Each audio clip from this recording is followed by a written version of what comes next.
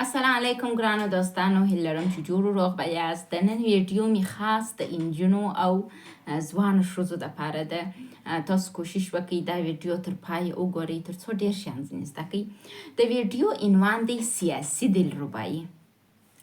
راځو زه تاسو ته وایم چې دلربایی یعنې څه. کله چې یو انجلۍ و بلوغ ته ورسیږي، په دې کې د دلربایی توان پیدا سي، د یو نارینه راکشف کولو یا نارینو ته کتلو یا نارینو ته یو اشتیاق ورته راپورته سي. دا چم په نارینو کې هم کیږي. کله چې نارینه بالغ سي، د دوی شهوت راپورته کیږي او دوی نعوس ته رسیږي، په تناسلي آله کې شخوالی حس کوي. یعنې یو ډول کشش نارینه و ښځو ته پیدا کوي او ښځې و نارینو ته پیدا کوي. د نارینو بلوغ ته موږ وایو چې مثلا اواز یې ډټ سي او د په تناسلي آله کې و نعوس ته ورسیږي. او د ښځې بلوغ موږ دې ته وایو چې د دلربایی هنر پکښې پیدا سي. مثلا ښایسته اداګانې کول، ښایسته لاسونه ښورول، یو څوک ځان ته جذبول، میک اپ کول، سترګې ښایستې کول، په ښایسته انداز یو چا ته کتل. دا هغه شیان دي چې دلربایی په ښځو کې پیدا سي. موږ ښځې د دلربایی څخه فرار نسو کولی. راځو وایو چې دلربایی باید څنګه وکړو. یا مثلا سیاسي دلربایی څه ده؟ موږ په ټولنه کې دوه ماډل ښځې لرو، یو ساده ښځې چې او یو با سیاسته ښځې چې. دنیا چا وخوړل؟ با سیاسته ښځو وخوړل. هغه ښځې چې سیاست نه لري، هغه ښځې چې پایبندي نه لري، یا هغه ښځې چې د نن د غوښتنو دپاره خپل د سبا غوښتنې خرابوي، هغوی په سیاست نه پوهېږي او سیاسي دلربایی یې نه ده زده. زه پروانه ضیایي کلینیک روانشناسه په خپل شخصي ژوند کې تر ننه پورې زه یو با سیاسته انجلۍ پاته سوې یم. په ټولنه کې زما رنګ نه دی بد. که یو چاته ووایې چې پروانه ولاړه د پلانکي سړي سره یې نامشروع اړیکه درلودل، د خلکو زړه ته نه ولېږي. یعنې دا زه په ډاډ سره درته وایم. راځو نن زه ښځو ته سیاسي دلربایی ورزده کوم. سیاسي دلربایی څه ده؟ مخکې له دې چې سیاسي دلربایی ته ولاړ سم، زه به تاسو ته یو مثال درکم. دلته په ایران کې یو سپین ږیري زما و شعبې ته رالی. کله چې کښېنستی، ما د مراجعې فکر پر وکړی. فکر مې وکړی چې کوم مریض دی رالی. ده ما ته ویله زه زما زوی راستولی یم، بلې څه خدمت کولی سم؟ زه د خیر د کار دپاره راغلی یم. زه حیرانه شولم چې د خیر کار بیا څه شی؟ پام پوه نه شولم. وایي زه د زوی په مرکه تاسو ته راغلی یم. مال نو ستا زوی خو زه نه پیژنم، نه تا پیژنم، څنګه په مرکه راغلی؟ برای ځان راته معرفي کوي. ځان چې معرفي کوي، زه ژر خپل د ځای څخه ولاړه شولم، پر بله چوکۍ د دوی مخ ته کښېنستلم، ځکه چې دا یو غټ پروفیسر ډاکټر و. ما ورته ویل تاسو په رتبه کې تر ما لوړ یاست، وبخښئ چې زه هلته ناست وم. کله چې مخامخ ورته کښېنستلم، دغه پروفیسر ډاکټر راته ویل زه زما زوی راستولی یم تا ته په مرکه. مال ستا زوی زه پیژنم؟ ول ته بیا نه پیژنې، خو هغه تا پیژني. مالتې عکس راښکاره کړه. عکس چې راښکاره کوي، اول مې د هلک ونه پیژندی، یو ګړی وروسته را په یاد سو. زما د اکا و کور ته راغلی و. نو قرار کله چې زه د کور څخه راوتلم، په دا پارکینګ کې دی ولاړ و تر څو دی خپل موټر ولګوي ولاړ سي او زه هم تللم. نو دلته موږ ټولو خبرې سره کولې. دا یو نفر ډېر ارام په ادبه ولاړ و. ما غږ پر وکړی، ما ځوانه ته ولې چپ ولاړې؟ ګرده خبرې کوي، ته هېڅ نه وایې. ده ما ته په جواب کې ویل زه حافظ یم، ډېرې خبرې نه کوم، ما قرآن شریف حفظ کړی دی. زه ورته وایم ښه نو ځه ښه دی، دا دی علم هم لرو؟ ول یا علم نه یم، یوازې مې قرآن شریف حفظ کړی دی، ترجمه مې هم نه ده زده. نو موږ پر وخندل، دا موضوع همداسې خلاصه سول. دغه هلک خپل پلار زما ته راستولی و د مرکې دپاره. ما په دې خاطر د مرکه جواب کړله، ځکه چې موږ او ایرانیان کلتوري فرقونه سره لرو او ډېر کلتوري مسایل شته چې موږ نسو کولی ښه ژوند د یو ایراني سره ولرو. دا خبره مې په دې درته وکړله، زه د 2 ماشومانو مور یم. 2 وارې مې د مړونو څخه جلا سوې یم. د دې سربیره بیا هم یو ځوان چې واده نه لري او هغه هم یو انجینر یي، هغه ماته مرکه راوستې. یعنې دا په دې معنا ده چې زه په ټولنه کې اوس هم منل سوې جینۍ یم او هم خپل په ټولنه کې خو جلا خبره ده، زه په پردي ټولنه کې تر یو حده منل سوې یم. راځئ زه داسې ته بعضې شیان وایم چې تاسو څنګه کولی سئ تاسو انجونې دغه وکړئ، سیاسي دلربایی ولرئ. ګورئ که تاسو هر چاته دلربایي کوئ، که تاسو هر څوک ځان ته جذبوئ، په دې پوه شئ چې تاسو د دنیا څخه رټل کېږئ. زما سوال بعض وخت ما ته پیدا سي، پروانې په تا کې داسې څه شته چې د ډېرو خلکو توجه تا ته اوړي؟ راځو دلته موضوع د ویډیو دا نه ده چې زه د ځان صفت تاسو ته کوم. دلته زه تاسو ته ځان په منځ کې ایږدم، مثال در کوم تر څو تاسو په علاقه سره ماته غوږ ونیسئ. مخته راځو. یو خبره چې زه تاسو ته وکړم په کندهار کې، که چیرې زه په کندهار کې د مشکل سره مخ سم، که زه یو چا ته ووایم چې ته ماته پیسې راکړه، هغه پیسې راکوي او بیا یې راسه اخلي هم نه. یعنې زه دا حد ته رسېدلی یم چې د بستا ولایت په سطحه که یو چا ته ووایم هغه زما سره مالي کومک کوي. دا مې یو مثال ځان درته ویلی. اوس راځي دا وایي چې سیاسي دلربایي څه ده، یا دغه ویډیو چې زه اوس تاسو ته وایم دا ما یو سیمینار ورکړی دی په ایران کې. په ایران کې مې یو سیمینار ورکوي و نوي ځوانانو انجونو ته، نو ما لازمه وګڼل چې دغه د سیمینار مطالب راواخلم تاسو ته هم ووایم. نو اوس دا دی زه تاسو ته د سیمینار د هغه لیکل سوي مطالب زه تاسو ته هم مطالب وایم. راځو. وایي لږ سازګاري او ډیسپلین د ابدي عزت سبب کیږي. سازګاري څه ته وایي؟ ته باید ډیسپلین ولري. ځان کامل مه بوله. تاسو انجونو ته زه وایم ځانونه کامل مه بولئ. کوشش وکړئ په سازګاري توګه سره سټپ بای سټپ او په منظم توګه خپل عزت وساتئ. که انجلۍ خپل عزت ونه ساتي، که انجلۍ نن د یوه هلک سره په تلیفون کې خبرې وکړي، سبا د بل هلک سره خبرې وکړي، نن د یوه هلک ته چشمک وایي، سبا بل هلک ته، نن د یوه هلک سترګو ته ګوري، سبا د بل هلک سترګو ته ګوري، دلته انجلۍ دغه نظم د ژوند د لاسه ورکوي او د دا انجلۍ ډېر ژر رنګ بدېږي. موږ په اسیا کې ژوند کوو او د دنیا په هر کونج کې هغه ښځه چې ډېرو نارینو سره روابطو ته داخله سوي هغه د چا نه خوښېږي. راځو. وایي ډیسپلین لویه بلا ده. څنګه؟ ډیسپلین په دې خاطر لویه بلا ده چې ته به خپل د زړه او د عقل تر مابینځ عقل انتخابوې. د هر انجلۍ زړه غواړي چې د روابط ولري، ښه خوند هم کوي، خلک ناز درکوي، لیکن دغه د نن ناز ستا د سبا ناز د منځه در وړي. که چیرې ته غواړې یو کس واوسېږې، د مثال په توګه لکه پروانه ضیایي په ټولنه کې نه ده شړل سوې، منل سوې، د غوږ ورته نیول سوی دی. که داسې یو کس غواړې واوسېږې، ښه مسلک هم ولري او خپل پر ځان باندې باور هم ولري او پر خپل پښو ولاړ کس واوسېږي، د دې دپاره به ته ډیسپلین باندې په منظم توګه باندې زحمت قبلوې. که ته زحمت نه قبلوې او د اسانو لارو و لویو هدفو ته رسېږې، نو په دې پوه سه چې ته خپل حیثیت د منځه بیایې. راځو. وایي میړه پیدا کېږي، که پښو ته ونه ولېږئ رنګ مو بدېږي. تاسو کوشش وکړئ و پښو ته مه ولېږئ. بعضې ښځې د دې دپاره چې ومنل سي، د دې دپاره چې مینه ترلاسه کړي، ډېر ژر و پښو ته ولېږي، ځان د داسې شیانو قرباني کړي چې بیا یې ژوند جوړېده ورته سخت دي. وایي تاسو ښځې شعور لرئ، د حیوانانو څخه فرق لري. حیوان د هر چا سره بېدېږي، موږ ښځې خو دا رقم نه یو، موږ ښځې شعور لرو. باید دا زده کړو چې کوم ځوان زما دپاره ښه دی، کوم ځوان ماته ښه توجه کوي، یا کوم ځوان د دې وړتیا لري چې زه د هغه سم یا هغه زما سي. صحیح دی، بعض وخت د چا په ژوند کې مشکلات راځي. ګورې ما 2 وارې واده وکړی، یو پلا مور و پلار واده کړلم، بیا زما استاد مشر واده کړلم، په دواړو خواو کې زما ژوند نسو سم. علت د دې دا نه و چې په ما کې بدي وه، علت د دې دا و چې زما د ژوند ملګری ښه انتخاب نسو. یعنې دغه حقیقت چې زما د ژوند دی تر ما یې نور خلک ښه درک کوي. زه خپل ځان بعض وخت نه درک کوم، ځان ګناهکاره راته وایي، کله وایم مو زه بدبخته یم، کله وایم زه داسې یم داسې یم، لیکن زما پر ځای نورو خلکو زه درک کړی یم. د دا درک علت څه دی؟ ځکه چې ما د نن وغوښتنو ته خپل د سبا غوښتنې نه خراب کړي.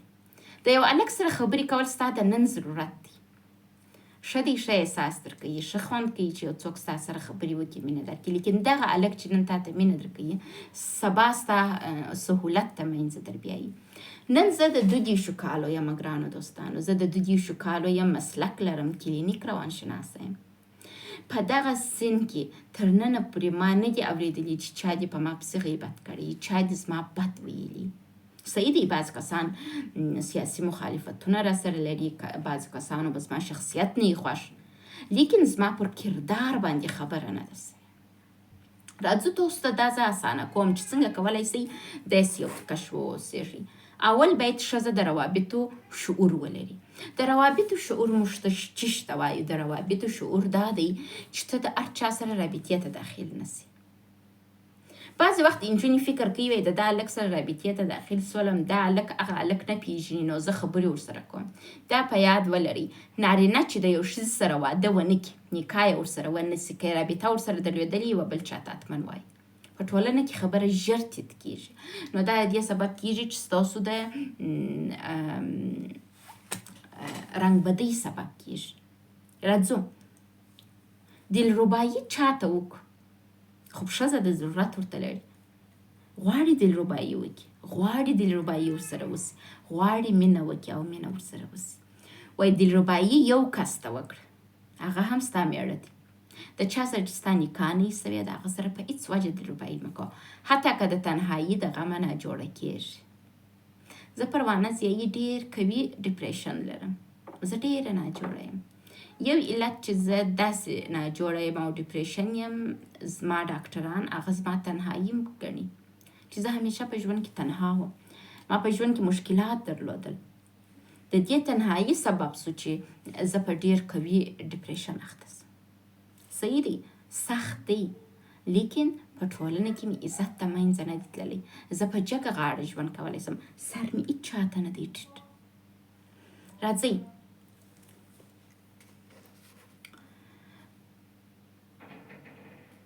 زه تاسو ته یو مثال درکړم. ما چې دا دوهم میړه وکړي، زما میړه دا منله ولزه چې ستا سره یمه زه بیخي بېخوده سم.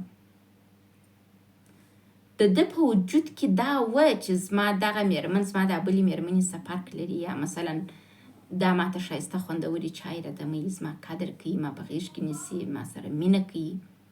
دا زما مینه یې حس کول، لیکن زما قدر یې نه کوي، زه یې نه پاللم. ما ته یې مستې نه راوړلې، ما ته یې بنډۍ نه راوړلې، بانجان یې نه راوړي، رومیانو شی یې نه راته راوړي. زما په فکر کې نه و. زه بیا در لاس ونیولم، د مور کور ته بیا وروستلم، ول ورسه د مور کره کښېنه، هغه دی بالا مې غوږونه کاڼۍ جالته وم، نس مړېږي، وم یې کالي پټېږي، وم یې کته شیان کېږي. زه به په ځان کې ځورېدلم چې ولې زما میړه زما د پلرګنۍ کره بیایي، ولې دی په کور کې ما ته شی نه راوړي. دا شي زه ډېره ځورولم. خو د دې دپاره چې دغه ځورول ما ده ته نه ویله چې ولا ته ولې ما ته خرڅ نه راکوې، ما د مور کره بیایي. ما به پر ځای درکوئ چې ځه خیر دی، دی مشکل لري، کیدای سي اقتصاد یې نه ایسم. ما دی تر اخري حده پورې احساس کوي. اخر دا خبره داسې ته ودرسېدله چې دا سړي زه دې ته مجبوره کړم چې زه 100 پاکټه د خوب ګولۍ وخورم تر څو مړه سم. مرګ باندې راضي وم، نه د دا میړه سره په ژوند. ما ترجیح ورکړه چې مړه سم، لیکن کله چې زه مړه نه سولم، زما خور پر وخت باندې زه شفاخانې ته بیولې وم او زما معده یې راپرېولله، زه یوه شپه یوه ورځ په کوما کې وم. زما درد ما هېڅ چاته نه ویلی چې ولا زه د دغه نفر څخه د غوندې اذیت یم. ما باید ویلی وای، لیکن ما ونه ویل. ما کوشش وکړی ورسره جوړه راسم د ژوند سره، لیکن هغه زما تر وس وتلی کار. آخر زما مشرانو دا تصمیم ونیول، پروانې نور دا میړه خط دی، نور ختم دی، نور دا رابطه ختمه ده. یعنې زه تاسو ښځو ته وایم که تاسو په ژوند کې مشکل لرئ، که درد لرئ، ستاسو چاراتراپیان تاسو درک کوي. دا کار مه کوئ د دې دپاره چې ستاسو چاراتراپیان تاسو درک کړي، تاسو غلط قدم واخلئ. عموما ښځې د دا څخه چې د میړه سره راضي نه وي، د میړه سره خوشحاله نه وي، د بل چا سره روابط جوړوي، دغه شی ستاسو ژوند در خرابولی سي. دلته مې هدف د دا مثال دا و چې تاسو د میړه په شتون کې بل میړه ځان ته مه پیدا کوئ. که د میړه سره نه یې خوشحاله، ورسه ځینې جلاس، ورسه مشرانو ته خپل حال ووایه چې زه نه یم خوشحاله. جلاسه په نره بله نکاح وکړه، لیکن په روابطو کې بله روابط مه جوړوئ. راځو بل موضوع ته. وایي دلربایي څه ده؟ دلربایي وارخطایي نه ده چې ته وارخطا سې ژر د یوه د غېږ څخه ځې د بل غېږ ته ځان اچوې. دلربایي مین کېدل نه دي پر هر چا باندې. دلربایي سادګي نه ده. دلربایي جرأت، جسارت، په ځان باور او غرور دی. دلربایي غرور هر چاته د مینې څخه موږ راګرځوي. وای تاسو خپل ښځینه غرور هر چاته مه ښکاره کوئ، هر چاته یې مه ماتوئ. تاسو ښځه باید غرور ولري او ښځه باید عظمت ولري. تاسو باور کیږي بعض وخت چې زه به بعضې کنفرانسو ته ځم، بعضې مجلسو ته ځم، سټیج ته خیږم، خبرې کوم، محصلینو سره خبرې کوم، زه یو شی حسوم په خپل ځان کې، قدر حس کوم، زما عزت ډیر کیږي. زه په خپل وطن کې ژوند نه کوم، زما وطن کندهار دی، لیکن زه په تهران کې ژوند کوم، د ایران پایتخت دی. کله چې زه سټیجو ته ځم څه رقم زما تعریف کیږي، څنګه زه خیږم، دا د هغه زحمتونو چې ما په تنهایي کې ګاللي دي د هغوی جواب دی، خدای راکړی دی. زه تاسو ته دا ښځو ته دا وایم که نن تاسو په عزت سره ژوند وکړئ، خدای سبا تاسو ته دومره عزت درکوي چې تاسو بیا تصور هم نسئ کولی. خو که نن تاسو د نن د غوښتنو دپاره خپل د سبا غوښتنې خرابوئ، په دې پوه سئ چې په ټولنه کې خپل عزت هم د لاسه ورکوئ. وایي بلاغت په الکانو کې هماغه دی چې اواز یې ډډ کېږي او نعوس ته رسېږي، خو په ښځو کې بلاغت دلربایي ده. موږ دلربایي ته ضرورت لرو، باید ویې کړو. د دې حل دا ده چې تاسو نکاح وکړئ، نه دا چې رقم روابطو ته داخلېږي. کوشش وکړئ ښه د ژوند ملګری انتخاب کړئ او مشترکه ژوند ورسره شروع. یو شی چې نجونې په ټولنه کې خپل ځان په تباه او برباد کوي هغه دغه دی چې دوی دلربایي هر چاته کوي. وایي که ښځه دلربایي ونه لري هغه په درد نه خوړل کېږي. د یو ښځې چې دلربایي نه یې زده، هنر یې نه یې زده د مړو شي، هغه د چا په درد نه خوړل کېږي. میړه به هم د مجبوریته شپې ورسره کوي. د ښځې باید خبرې زده چې د میړه سره څنګه خبرې وکړي. زه یو مثال بل درته وایم. زه پروانه سیايي نسم کولی چې په ویډیو کې دلربایي وکم، شونډان سره کم، سترګې ښایستې جوړې کم، میک اپ وکم، د چهره پر دا بل راواړوم، ځان ښه ښایسته کم او راسم د ویډیو په مخ کې تاسو ته کښېنم، وریښتانم ول جوړ کم، ځان داسې لوکسه کمه لکه هغه د بس نه څه درته وایم، یعنې هغه لکه څه رقم چې میک اپ موږ واده ته کوو. ډېرې ښځې ستا میډیا ته دا رقم راځي لکه موږ چې واده ته کوم میک اپ کوو. دا رقم میک اپ زه وکم او بیا راسم تاسو ته ویډیو ډاکه کړم. آیا دا زما په وسه نه ده پوره؟ تاسو به زما ویډیوګانې لیدلي، زما ویډیوګانې کې زه په بعضو ویډیوګانو کې تکه توره راسم، په بعضو کې ژړه راسم، په بعضو کې سپینه راسم، په بعضو کې یو رقم راسم. تاسو به نه یې لیدلي چې ما خپل عکسونه ایډیټ کړي او یا مې هم خپل پر ویډیو باندې فلټر لګولی. فلټر به نه وینئ زما په ویډیو کې. ګورئ کامره پرته ده، ګروپ لګېږي او زه یم، بل هیڅ شی نسته نه. که زه راولاړه سم ښایسته میک اپ وکم، وریښتان ول کم، ځان داسې لوکس جوړ کم چې هر ځوان ماته نظر را اوړي. دې ته وایي دلربایي و هر چاته. زه ضرورت نه لرم ځان و هر چاته ښایسته کم. زه ښایسته نجلۍ یم، زما ښایسته د کالو انتخاب دی، زما ښه میک اپ زده دی، زما ښه سټایلش ژوند زده دی، ډېر سټایلش ژوند کولی سم، لیکن نه کوم د میډیا پر مخ. خو دا چې نه کوم، زما هم زړه غواړي چې زه د نورو نجونو په رقم ښایسته ولیدل سم. زما هم زړه غواړي چې نورې نجونې چې په میډیا ته په میک اپ او په فلټر کې راځي هغوی څومره ښایستې، زه بدرنګه یې سم. حتی بعض وخت ما لیدلي دي په سوشل میډیا کې زما پر عکس باندې خلک خاندي، وایي او بدرنګه ده. بدرنګه نه یم، ما ځان نه دی سینګار کړی، ما دلربایي نه ده کړې او زه نه غواړم دلربایي وکړم، ځکه چې زه په ژوند کې ترجیح ورکوم و یوه نفر ته دلربایي وکړم، نه 1000 نفرو ته، نه میلیونو نفرو ته. تاسو ښځې که نن دغه زحمت پر ځان وبلئ، صحیح دي ستاسو زړه غواړي ښایستې سي. که د نن ښایست و عام خلکو ته ښکاره نه کوئ، سبا په قبر کې هم تاسو جنت حاصلوئ. باور وکړئ جنت ته تک ډیر اسانه دی، خو دوزخ ته تک تر هغه اسانه دی. یو خبره چې زه تاسو ښځو ته وکړم، ستاسو وضعیت خلک ویني. د دنیا پر خلکو باندې د احمقانو فکر مه کوئ. د دنیا خلک احمق نه دي چې تاسو دوکه ورکوئ. نسی کولای په دوکې باندې چې نن د سره یاري کوم، سبا د هغه سره یاري کوم، نن داسې ځان سینګاروم، سبا هغسې ځان سینګاروم، نن داسې دلربایي کوم، سبا هغسې دلربایي کوم، او بیا تمه لري چې خلک تاسو ته په عزت وګوري. نه، تاسو ته بیا څوک په عزت نه ګوري او تاسو خپل عزت ته لاس ورکوئ. د دې دپاره چې هم مو آخرت ګټلی هم مو په دنیا کې عزت سوی کوشش وکړئ د نن زجر ومنئ نن دا ومنئ چې زه به ټولو خلکو ته ښایسته نسم باور وکړئ که زه وغواړم په دغه ویډیوګانو کې ځان دومره ښایسته کولی سم چې فکر نه کوم چې تر ما به بله ماډرنه انجلۍ په دا میډیا کې زه د کوچنیوالي څه ډېر په یو ماډرنه فضا کې لوستوې زه یو ماډرنه انجلۍ وم لیکن زه هغه هېڅ وخت په ده باندې خلکو ته نه ښکاره کوم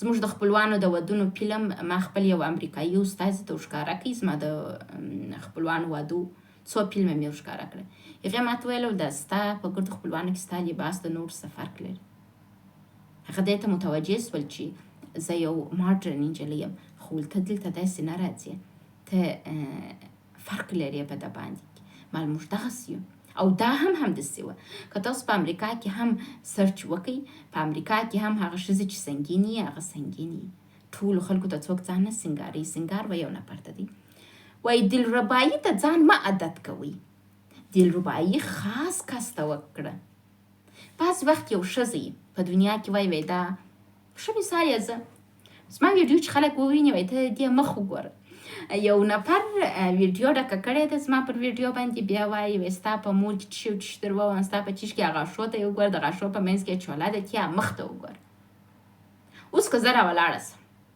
دا د غاښو چوله اول پټه کړم ډېر اسانه پټېږي فقط دوه غاښونه کې دلته اغوستل کېږي نور چوله بنده سول لیکن زما خپل د غاښو چوله خوښه ده ځکه چې زما اعتماد په نفس ده زه خپل د غاښونو سره مینه لرم زه کولی سم ښه میک اپ وکړم ښه ځان ښایسته کړم دومره په اداګانو خبرې درته وکړم چې اوه اوه اوه اوه نه زه دا کار نه کوم تاسو ښځې هم کوشش وکړئ پر داسې یو لار باندې ولاړ سئ چې د نن د غوښتنو دپاره خپل د سبا غوښتنې خرابې نه کړئ زه تاسو ته یو پښتني ښځې یو لکه شعر داسې یو شی دی ویلی دی وایي چا و چا ویل چې جانان له دې وطنه ځي سپینه خوله به ورکړم مرور لالی پر کمه ځي چا و چا ویل چې جانان له دې وطنه ځي دلته یو پښتنه ښځه وایي چا ویل چې جانان د وطن څه ځي زه به ورسم یوه سپینه خوله به ورکړم مرور لالی پر کمه ځي تاسو وګورئ موږ په پښتني ټولنه کې څومره احترام و نارینه ته لرو دلته یو ښځه پر دا باندې خبرې کوي چې والله زه مې خپل جانان ته مچه ورکوم سپینه خوله ورکوم هغه بیا نه ځي خو که دغه پښتنه ښځه ته ووینې شاید د ظاهر څخه تا ته داسې معلوم سي چې والله دا ښځه هېڅ هنر نه لري لیکن د هغې ښځې به دا هنر زده وي چې د نړۍ قدرتمندترینه نارینه د ځان سره خوشحاله وساتي تاسو کوشش وکړئ یوه ټولو دنیا ته دلربایي مه کوئ او مه هم ځان و ټول دنیا ته سینګاروئ بلکې سینګارېده و یوه نفر دی وایي هغه ښځه چې هر چا ته دلربایي کوي بې وخته له بازاره وځي بې موډه کېږي تاسو باور وکړئ ما ډېرې نجونې خپل د ځان سره ولیدلې راپورته سي د مځکې وویشتل سي راپورته سي د مځکې وویشتل سي علت یې څه دی بې وخته دلربایي وکړي ولاړه سي لوړ دروز راولویږي تاسو پوهېږئ که تاسو د دلربایي په توسط لوړ ولاړ سئ هغه دغه رقم یو شیله ده دغه رقم خیږي بیرته چې راتاکېږي زینې نه لري دروز رالویږي خو که ته په احتیاط په دا لوړ ساحو کې وخیږي په زینو باندې بیرته به پر زینو راتاکېږي که نه په یو شوی ځای چې راتاکېږي دروز راولېږي لاسونه پښې دې ماتېږي او د منځه ځي ښځه باید کوشش وکړي چې پله پر بالا ولاړه سي تاسو ته زه د جمهوریت د افغانستان کې د جمهوریت یو مثال درکړم په جمهوریت کې ښځې ډېرې لوړې ولاړې بیرته د مځکې ووال سولې علت یې څه شو دوی په دا وخت کې داسې کارونه وکړل داسې د افغان ښځې رنګ بد کوي داسې دلربایانې وسولې چې شرم دی چې موږ یې اړوند خبرې وکړو لیکن په دغه جمهوریت کې زه هم لوستوې یم نه څوک پر ما خبرې کوي نه پر ما څوک ثبوت لري نه چا لیدلی یم په محضر کې د عام ولې ما په هغه وختو کې خپل کتابونه ویل ما خپل درسونه ویل زه باید متخصصه سوې وای ما خپل د هغه ګډې غوښتنو دپاره خپل راتلونکی نه کوي خراب که زه تللی وای په غټو بستو باندې مې کار کړی وای انډوالي مې کړی وای میک اپ مې کړی وای و خلکو ته مې ځان ښایسته کړی وای.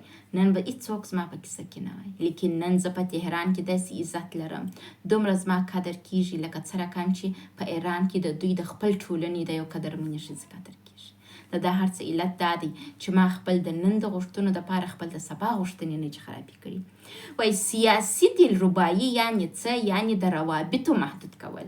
همیشه تاسو ښځې په یاد ولرئ، که تاسو ښځې ډېر روابط لرئ، د ورځې په جریان کې د ډېرو خلکو سره تماسونه لرئ، په دې پوه سئ چې تاسو یو هوښیاره ښځه نه یاست بلکې بې عقله ښځه یاست. زه پروانه ضیایي، خلک راولاړېږي زما پر نامه باندې فیک اکاونټ جوړوي او بیا په لږهاو فالوورزو ویوزو شان ترلاسه کوي.